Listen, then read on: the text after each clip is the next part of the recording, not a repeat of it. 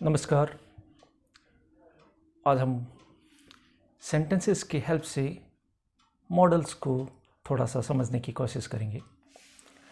Models जो different moods बताने के लिए या डिफरेंट मूड्स दर्शाने के लिए यूज़ किए जाते हैं।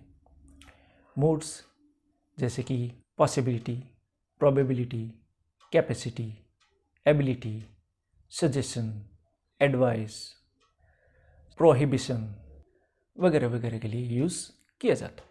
तो आज हम सेंटेंसेस की हेल्प से मॉडल्स का डिफरेंट मूड्स में किस तरह से यूज़ किया जाता है इसको थोड़ा सा समझने की कोशिश करेंगे। जैसे सबसे पहले मैं एक ही प्रकार का सेंटेंस का स्ट्रक्चर लेता हूँ और उसमें डिफरेंट मॉडल्स का यूज़ करता हूँ और देखिए किस प्रकार से उन मॉडल्स के चेंज होने पर उस सेंटेंस का पूरा मीनिंग ही चेंज हो जाता।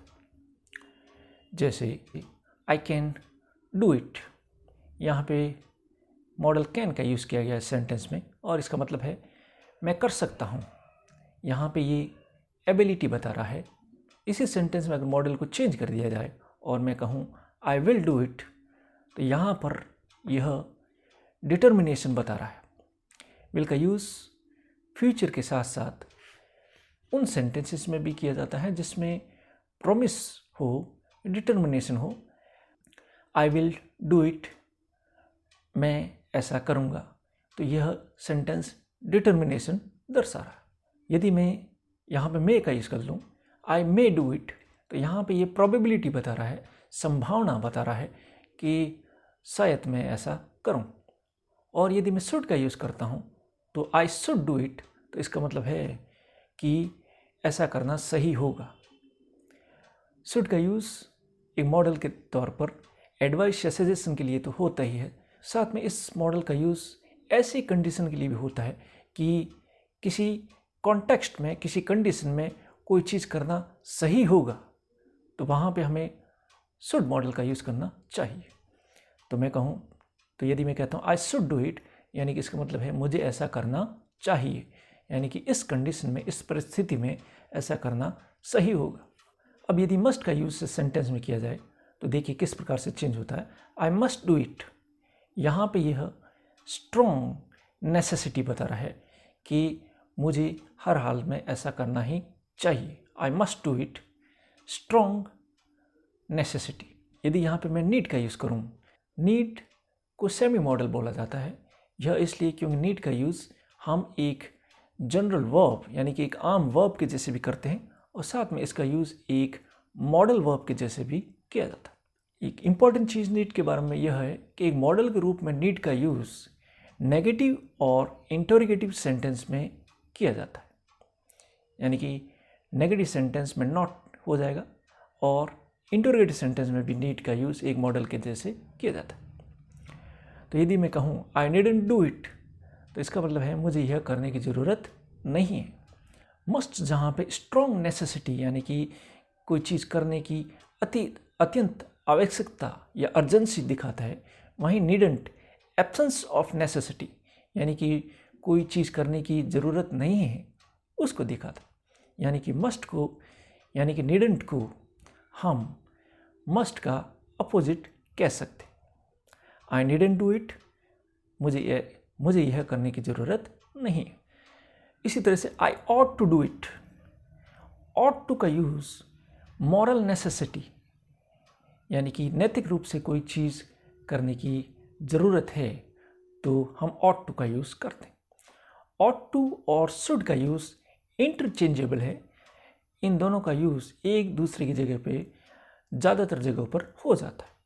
कुछ एक आध कंडीशन में इनका यूज़ अलग तरीके से होता है, वरना मोस्टली ऑट टू का यूज़ हम शुड की जगह और शुड का यूज़ ऑट टू की जगह कर लेते हैं। I ought to do it यानी कि मुझे ऐसा करना चाहिए, ये करना सही होगा। सेंटेंस स्ट्रक्चर चेंज करते हैं। Raj can sing a song on this occasion, इस मौके पे राज गाना गा सकता है। राज में यह एबिलिटी है, यह काबिलियत है कि आज इस मौके पे राज एक गाना गा सकता है। Raj mustn't sing loudly because my brother is reading in the adjacent room. Raj बिल्कुल तेज़ गाना नहीं गा सकता क्योंकि मेरा भाई एडजेसेंट रूम, पास वाले रूम में पढ़ रहा है। मसंट का यूज़ यहाँ पे प्रोहिबिशन यानी निषेध के लिए हुआ है कि कोई काम करने की सख्त पाबंदी है, सख्त मनाही है। तो मसंट का यूज़ हम नेसेसिटी और स्ट्रॉन्ग प्रोहिबिशन यानी निषेध के लिए भी कर सकते हैं। इसके अलावा मसंट का यूज़ स्ट्रॉन्ग प्रोबेबिलिटी के लिए भी किया जाता है। जब किसी चीज़ के होने की संभावना बहुत ही ज़्यादा है, स्ट्रॉन्ग है, स्ट्रॉन्ग प्रोबेबिलिटी है, तो हम मस्ट का यूज़ करते। Raj should sing a song, after all today is a very happy occasion. फिर से शुड का यूज़ यहाँ पे इसलिए हुआ है क्योंकि यह करना इस कंडीशन में या इस कॉन्टेक्स्ट में या इस परिस्थिति में सही होगा कि आज बहुत ही अच्छा मौका है और इसलिए राज को आज गाना गाना चाहिए। Raj needn't sing a song as nobody is interested.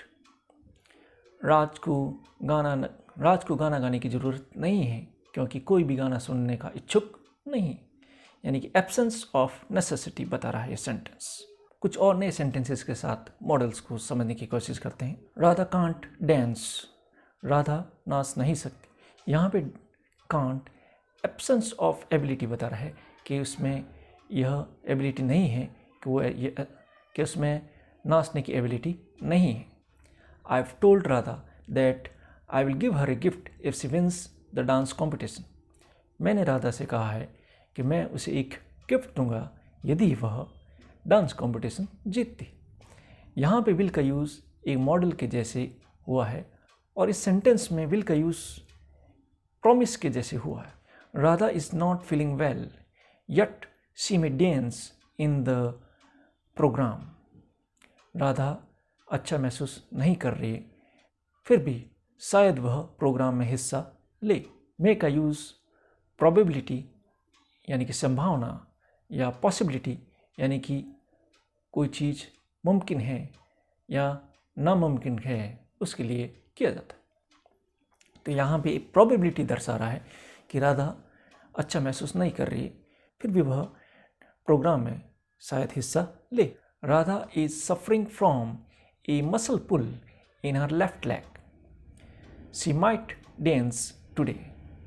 Radha के लेफ्ट लेग में मसल पुल मांसपेशी का खिंचाव आ गया है, शायद, लेकिन फिर भी शायद वह डांस कर सकती है, लेकिन उसके होने की संभावना बहुत ही कम है।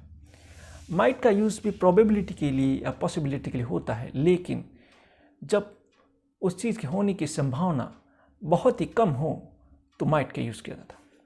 जब हम मे का यूज़ करें तो उस चीज़ के होने की संभावना होती है, और जब माइट का यूज़ करें यानी उस चीज़ के होने की संभावना न के बराबर है, बहुत ही कम है। Radha has performed very well in the dance competition, she should be an ideal winner.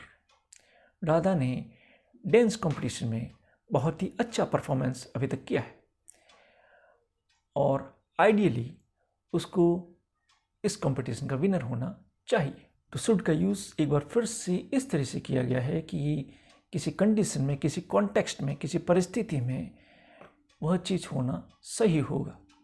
तो यहाँ बताया गया है कि राधा ने अभी तक डांस कंपटीशन में बहुत ही अच्छा परफॉर्मेंस किया है और सही मायने में उसको इस कंपटीशन का विनर होना चाहिए। Radha mustn't dance today as she has hairline fracture in her left knee.